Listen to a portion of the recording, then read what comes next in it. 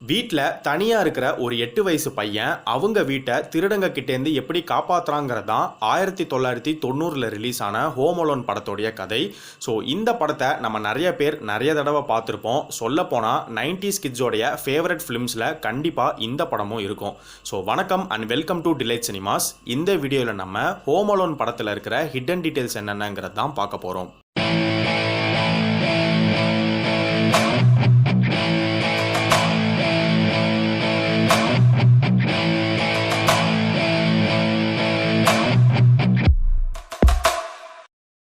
இந்த படத்தோடைய கதை கிறிஸ்மஸ் டைமில் நடக்கிற மாதிரி தான் காமிச்சிருப்பாங்க. ஸோ ஒரு ஸ்ட்ராங்கான கிறிஸ்மஸ் ஃபீல் கொடுக்கணும் அப்படிங்கிறதுக்காக படம் ஃபுல்லாக நிறைய இடங்களில் red and green colours use பண்ணியிருப்பாங்க.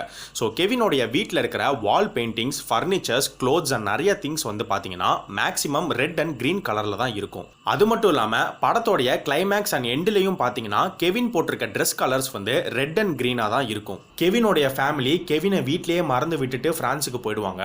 இந்த விஷயத்த கொஞ்சம் முன்னாடியே ஒரு இடத்துல ஃபோர் ஷேடோ பண்ணிருப்பாங்க. அது எங்க அப்படின்னு பாத்தீங்கன்னா, ஒரு சீன்ல கெவினுக்கும் அவனுடைய அண்ணன் பஸ்ஸுக்கும் சண்டை நடக்கும். அப்போ டேபிள்ல இருக்கிற ஒரு மில்க் பாஸ்போர்ட் மேல கொட்டிடும். உடனே கெவினோட அப்பா பீட்டர் ஒரு துணி எடுத்து டேபிள தொடச்சி அந்த துணியை டஸ்ட்பின்ல போடும்போது மிஸ்டேக்கா ஒரு பாஸ்போர்ட்டையும் டஸ்ட்பின்ல போட்டுருவாரு. அந்த பாஸ்போர்ட் வேற யாரதும் கிடையாது, கெவினோட தான். கெவினும் பஸ்ஸும் சண்டை போடுற அந்த சீனில் அங்கிள் ஃப்ராங்கோடைய பேண்ட்டில் பெப்சி ஊற்றிரும். அப்போ அங்கிள் ஃப்ராங்க் கெவினை பார்த்து look what you did you little jerk அப்படின்னு திட்டுவார். ஆனால் உண்மையிலே அந்த சீனில் பார்த்தீங்கன்னா கெவினால் அந்த பெப்சி ஊற்றிருக்காது. கெவினோடைய அப்பா பீட்டர் தான் மிஸ்டேக்காக அந்த பெப்சியை தட்டி விட்டுருப்பாரு. ஏர்போர்ட்டுக்கு போகிறதுக்கு முன்னாடி ஹீத்தர் தான் எல்லா கிட்ஸையுமே கவுண்ட் பண்ணுவாங்க. அந்த இடத்துல மர்ஃபிங்கிற ஒரு பையன் இருந்ததால் அவனையும் சேர்த்து கவுண்ட் பண்ணி மொத்தம் 11 பேர் கரெக்டாக இருக்காங்கங்கிற மாதிரி சொல்லுவாங்க. ஆனால் அந்த சீனை நீங்கள் நல்லா நோட் பண்ணி பார்த்தீங்கன்னா அந்த இடத்துல அந்த மர்ஃபிங்கிற பையன் இல்லைனா கூட ஹீத்தர் தப்பாக தான் கவுண்ட் பண்ணியிருப்பாங்கங்கிறதையும் காமிச்சிருப்பாங்க. ஹீத்தர் ஆரம்பத்தில் கிட்ஸை கவுண்ட் பண்ணும்போது அவங்களே ஒரு தடவை செல்ஃப் கவுண்ட் பண்ணிப்பாங்க. ஆனால் அப்படி இருந்தும் கடைசியாக கவுண்ட் பண்ணி முடிக்கும் போது மறுபடியும் அவங்களே இன்னொரு தடவை கவுண்ட் பண்ணிப்பாங்க.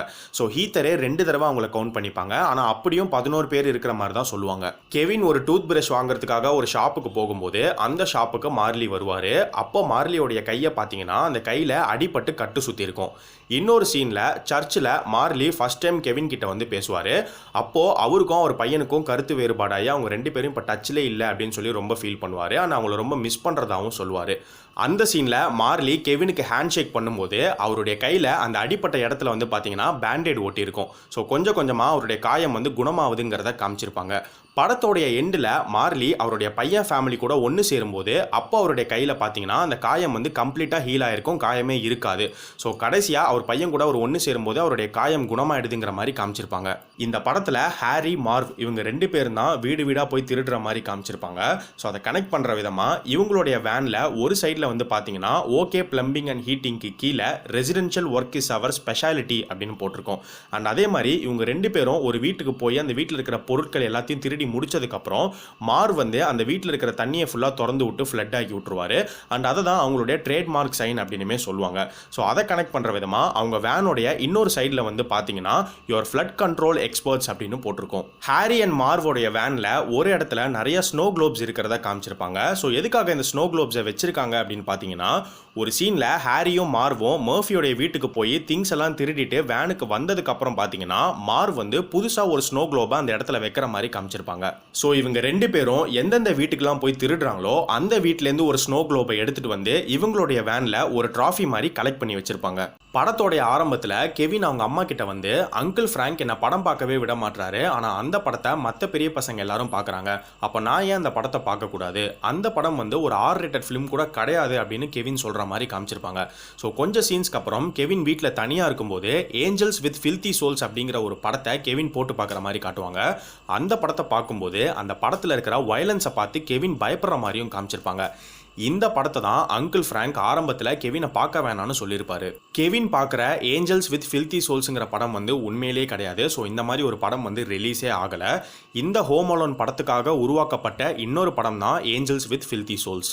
ஒரு சீனில் கெவின் அவனுடைய டூத் பிரஷை காணுங்கிற மாதிரி சொல்லுவான். ஸோ படத்தோடைய ஆரம்பத்தில் எல்லாருமே ரொம்ப பிஸியாக அவங்களுடைய திங்ஸை பேக் பண்ணிட்டு இருக்கும்போது ஒரு சீனில் பார்த்தீங்கன்னா கெவினோடைய பிரதர் ஜெஃப் ஒரு டூத் பிரஷ் எடுத்து அவனுடைய பேக்கெட்டில் வைக்கிற மாதிரி காட்டுவாங்க.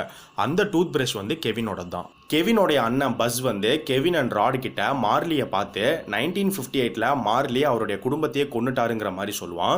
ஸோ இந்த 1958ங்கிற வருஷம் எங்கே கனெக்ட் ஆகும் அப்படின்னு பார்த்தீங்கன்னா, இந்த படத்தோடைய டைரக்டர் கிறிஸ் கொலம்பஸ் பிறந்த வருஷம் வந்து 1958 தான். கெவினோடைய வீட்டில் மைக்கேல் ஜார்டனுடைய கட் அவுட் இருக்கிறதா காமிச்சிருப்பாங்க. ஸோ இந்த படத்தில் கெவினா நடித்த மெக்காலி கல்கினுடைய ஃபேவரட் பாஸ்கெட் பால் பிளேயரும் மைக்கேல் ஜார்டன் தான். இந்த படத்தில் கெவினோடைய யங்கர் கசினா நடித்த ஃபுல்லர் வந்து உண்மையிலேயே மெக்காலி கல்கினுடைய யங்கர் பிரதர் தான். கெவின் ஐஸ்கிரீம் சாப்பிட்டுட்டே ஏஞ்சல்ஸ் வித் ஃபில்தி சோல்ஸ் படம் பார்த்துட்டு இருக்கும்போது கெவினுக்கு பக்கத்தில் வந்து பார்த்தீங்கன்னா கிரன்ச் டாட்டர்ஸ்னு சொல்லி ஒரு பெரிய சிப்ஸ் பேக்கெட் ஒன்று இருக்கும்.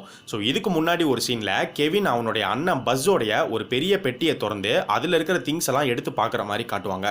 அந்த பெட்டியில் தான் இந்த கிரன்ச் டாட்டர்ஸ் இருந்திருக்கும். இந்த படத்தில் லிட்டில் நீரோஸ் பீட்சா லேன் தான் கெவின் வீட்டுக்கு பீட்சா டெலிவரி பண்ணுற மாதிரி காமிச்சிருப்பாங்க. ஸோ உண்மையிலேயே யூஎஸில் லிட்டில் சீசர்ஸ் பீட்சா அப்படிங்கிற ஒரு பெரிய பீட்சா ரெஸ்டாரண்ட் இருக்குது. அந்த நேமுக்கு சிமிலராக தான் இந்த படத்தில் வந்து லிட்டில் நீரோஸ் பீட்சா அப்படின்னு நேம் வச்சிருப்பாங்க. ஸோ நீரோ, சீசர் இந்த ரெண்டு நேமுமே ரோமன் ஹிஸ்ட்ரியில் ரொம்ப ஃபேமஸான ரொம்ப முக்கியமான நேம்ஸ். ஃப்ளைட்டில் கெவினோடைய அப்பா பீட்டர் வந்து நோபடிஸ் ஏஞ்சல் அப்படிங்கிற ஒரு புக்கை படிக்கிற மாதிரி காமிச்சிருப்பாங்க. அந்த புக்கோடைய ஆத்தர் பேர் வந்து தாமஸ் மெக்வேன். தாமஸ் மெக்வேனுக்கும் பீட்டராக நடித்த ஜான் ஹர்டுக்கும் இருக்கிற கனெக்ஷன் என்ன அப்படின்னு பார்த்தீங்கன்னா, இவங்க ரெண்டு பேருமே மார்கோ கிட்டர் அப்படிங்கிற ஒரு அமெரிக்கன் ஆக்ட்ரஸோடைய எக்ஸ் ஹஸ்பண்ட்ஸ். ஒரு சீனில் கெவினோடைய ஃபேமிலி வந்து ஒரு பிளாக் அண்ட் ஒயிட் படம் பார்க்குற மாதிரி காட்டுவாங்க. ஸோ 1946 ரிலீஸ் ஆன இட்ஸ் அ ஒண்டர்ஃபுல் லைஃப் படத்தை தான் அவங்க பார்த்துட்டு இருப்பாங்க. அந்த படத்தோடைய தீமுக்கும் இந்த ஹோம் அலோன் படத்தோடைய தீமுக்குமே ஒரு கனெக்ட் இருக்குது. அது என்ன அப்படின்னு பார்த்தீங்கன்னா, இட்ஸ் அ ஒண்டர்ஃபுல் லைஃப்பில் ஹீரோ ரொம்ப அப்செட் ஆகி வாழவே பிடிக்காம சூசைட் பண்ணிக்கலாம் அப்படின்னு போவார். அப்போது ஒரு ஏஞ்சல் அப்பியர் ஆகி ஹீரோ கிட்ட உனக்கு என்ன பிரச்சனை அப்படின்னு கேட்கும்போது ஹீரோ வந்து எனக்கு இந்த வாழ்க்கையே பிடிக்கல, நான் பிறக்காமலே இருந்திருக்கலாங்கிற மாதிரி சொல்லுவார். ஸோ ஹீரோ பிறக்காத ஒரு உலகம் எப்படி இருந்திருக்கும் அப்படிங்கிறத அந்த ஏஞ்சல் ஹீரோவுக்கு காட்டும். அதெல்லாம் பார்த்ததுக்கு அப்புறம் தான் ஹீரோக்கு லைஃப் எவ்வளவு முக்கியம் அப்படிங்கிறது புரியும். ஸோ அதுக்கப்புறம் ஹீரோ சூசைட் பண்ற எண்ணத்தை விட்டுட்டு அவருடைய ஃபேமிலி கூட போய் சேர்ற மாதிரி காட்டுவாங்க. இந்த கதையும் கிறிஸ்மஸ் டைம்ல தான் நடக்கும்.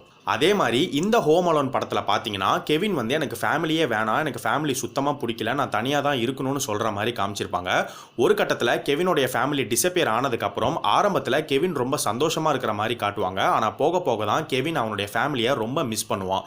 அதே மாதிரி ஃபேமிலி எவ்வளோ முக்கியம் அப்படிங்கிறதும் கெவினுக்கு புரிய வரும். கடைசியாக என்னுடைய ஃபேமிலி எனக்கு திரும்ப கிடைச்சா போதும் அப்படின்னு கெவின் ஆசைப்படுற மாதிரி காட்டுவாங்க. அண்ட் அதே மாதிரி படத்தோட எண்டில் கெவின் அவனுடைய ஃபேமிலியோட ஒன்று சேர்ந்துருவான். கெவினோடைய family it's a wonderful life படம் பார்த்துட்டு இருக்கும்போது அதில் கெவினோடைய ஒரு கசின் சிஸ்டர் வந்து ஒரு புக் வச்சிருக்கிற மாதிரி காட்டுவாங்க. அந்த புக்கில் ஃப்ரான்ஸ் அப்படின்னு எழுதியிருக்கும்.